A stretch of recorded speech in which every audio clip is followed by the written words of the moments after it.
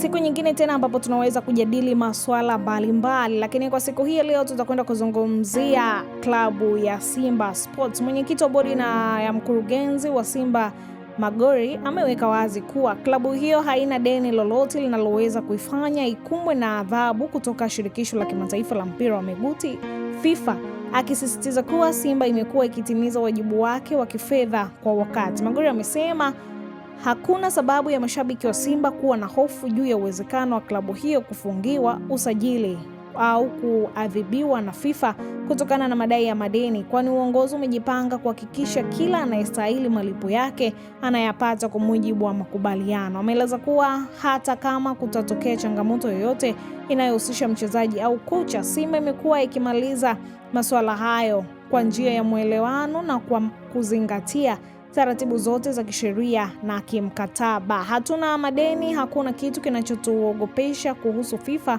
Hata tukimuondoa kocha au mchezaji, tunamalizana naye na tunamlipa stahiki zake kwa wakati. Hayo yamesemwa na Magori, lakini kiongozi huyo ameongeza kuwa moja ya msingi mikubwa inayofuatwa na klabu hiyo ni kulinda taswira na heshima ya Simba ndani na nje ya nchi, jambo ambalo limekuwa ikipewa kipaumbele na mwekezaji wa klabu hiyo Mohamed Dewji, kwa jina lingine anafahamika kama kwa Mo Dewji. Lakini kwa mujibu wa Magori, Mo Dewji amekuwa mstari wa mbele kuhakikisha hakuna jambo linaloweza kuichafua Simba, ikiwemo kuchelewesha au kutokulipa madai halali ya waliowahi kuitumikia klabu hiyo. Amesisitiza kuwa wakati mwingine klabu imekuwa ikitoa fedha zaidi ya kiwango kilichopo kwenye mikataba kwa lengo la kuhakikisha pande zote zinamaliza tofauti zao kwa amani na kulinda hadhi ya Simba, huku akiwataka mashabiki kuendelea kuwa na imani ya uongozi uliopo. Hii ni Gift Online TV.